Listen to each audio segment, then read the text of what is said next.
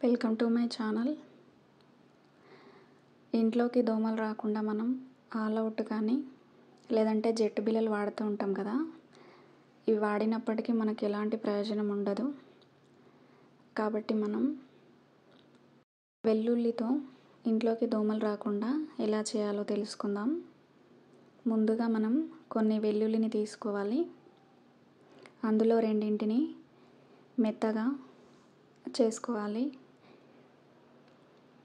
మెత్తగా చేసుకొని పక్కన పెట్టుకోవాలి. ఆ తర్వాత మనం దేవుడి దగ్గర దీపం వెలిగించే వత్తులు ఉంటాయి కదా, వాటిని తీసుకొని మెత్తగా చేసుకున్న ఈ వెల్లుల్లిని అందులో పెట్టుకొని దీపం వత్తులాగా తయారు చేసుకోవాలి. ఇలా తయారు చేసుకున్న దాన్ని ఒక దీపపు కుందులో పెట్టుకొని మనం ఇంట్లో వాడే ఆయిల్ ఏదైనా అందులో వేసుకొని దీపం వెలిగించాలి. అంతే.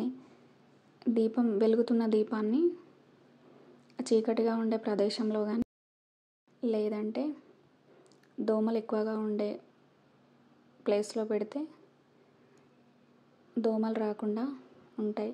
ఇది చాలా పవర్ఫుల్గా పనిచేస్తుంది. ఆల్ అవుట్ జెట్ ఇవన్నీ